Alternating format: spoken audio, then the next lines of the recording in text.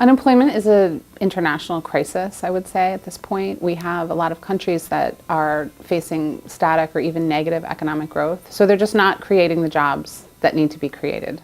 And when you talk about youth unemployment, you're seeing cadres of graduates from either secondary or tertiary education who graduate with degrees and no prospects for work. In some countries, an entire half of the young people are out of work, out of school, and basically waiting for their lives to start.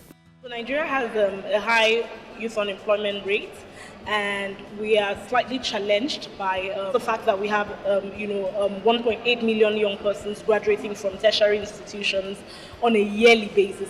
So the supply of jobs, the number of jobs available, is not growing as fast as it needs to, and the demand for jobs, or the number of people seeking jobs, is larger than it's ever been. So entrepreneurship's not a solution to all challenges, even though sometimes you see it trotted out in that way. It's a means to maybe create employment opportunities for young people and drive economic growth. When we talk about youth unemployment, we're really focusing on young people starting from about age 15 to 29, and in some cases up to 34 years old.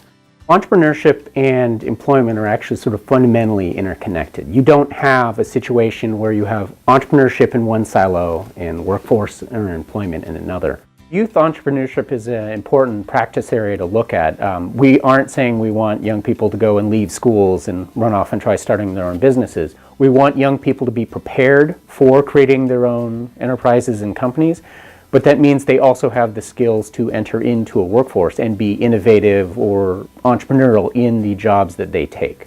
One of the skills I would say has really been the power of recognizing that there's a problem first. So as an entrepreneur, your eyes and ears are constantly open to spotting a problem and then taking action about it.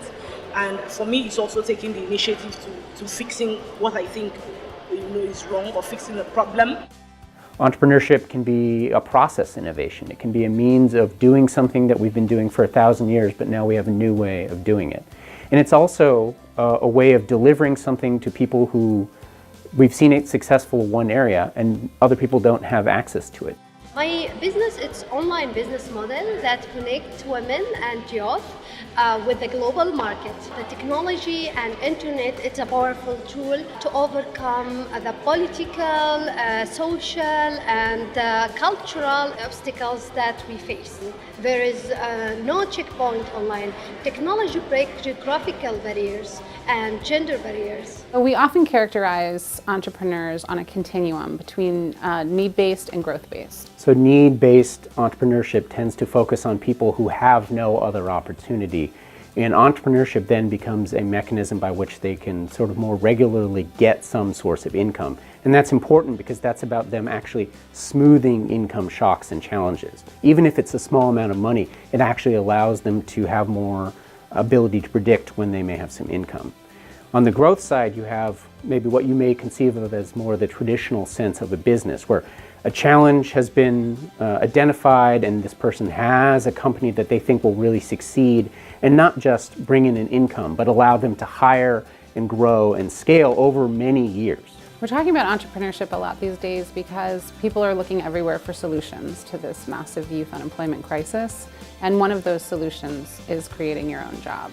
There's an emphasis now on this set of soft skills. They're being asked for by employers everywhere you go, and those align very closely with the same types of characteristics that an entrepreneur would bring. It's the creativity, how to think out of the box, how to use the limited resources to make change in your reality. So not everyone can be an entrepreneur. It's a high-risk activity that requires a lot of time and resources. There's a certain kind of person who wants to take those risks or has to take those risks. But at the same time, we want to use it as a way of also opening up skills. So even if you're not going to go and create a business, entrepreneurial thinking and the creativity and innovation that it requires is actually very useful for young people going into jobs and throughout their life.